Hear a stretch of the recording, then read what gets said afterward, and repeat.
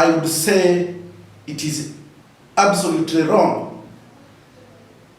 And this is intended with malice. Because these countries have used their oil resources to develop themselves. They have used the oil, they have used the gas, they have used coal as a source of energy. And at the end of the day, after using their oils or their energy sources, as I have mentioned, the fossil fuels to develop themselves, now they are coming back to tell us we shouldn't mine ours. Actually, to me, I think before they say that, they should go ahead and quantify the value of the oil we have and give us an equivalent of that if they want us to stop from mining our oil, because we also want to develop. But they're saying you can use renewable energy sources which are available. Of course, for example, solar. The technology is not yet fully exploited and is not yet fully effective. You cannot compare solar with other forms of energy, apart from maybe hydroelectric power, which is also renewable.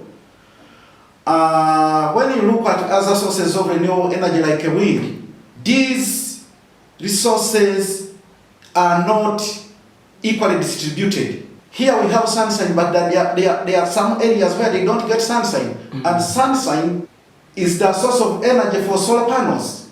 When you look at places, there are places where they don't have enough wind. Even some of these renewable energy sources, they cannot easily be accepted, like the conventional energy sources we know. They have got issues.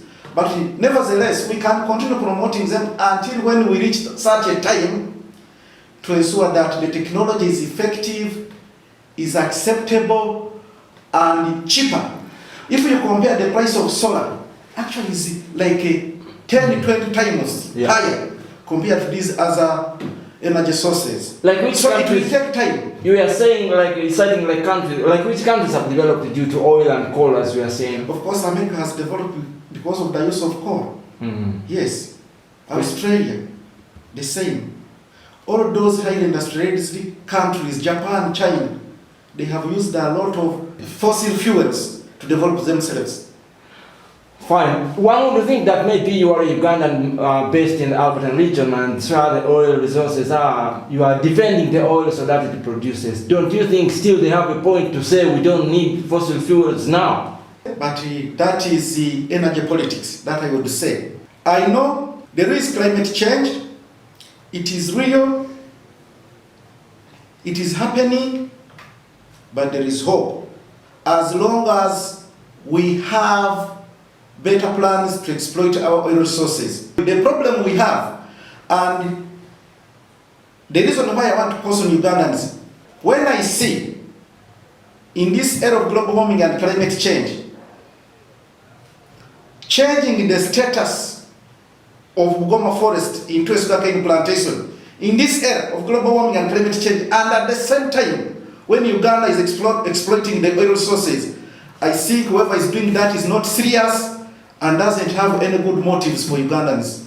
So you have taken me to another area that you can broaden on. Where are the risks that we stand and the chances that we have to benefit from the oil industry by avoiding the side effects of the sector in relation to climate change? To me, I think before Uganda went into oil extraction, we must have prepared mitigations 20 years ago. We must have a well-established oil spill contingency plan. Which they say is there? Yeah, of course it is there. We must have had a very well streamlined environmental protection plan for the water bodies, for the national parks, for the forests in the region, and also we should endeavor to ensure that the money that we get from oil is used well, for example, to develop human resources, but just making a few roads here and there is not one of the best strategies. They should ensure that people are educated from the oil money. They should ensure that very nice health facilities are provided. They should ensure that we have better universities. They should ensure that people have got other forms of sustainable livelihoods other than looking at natural resources. Kazi-Njema, online, live from Hoima City.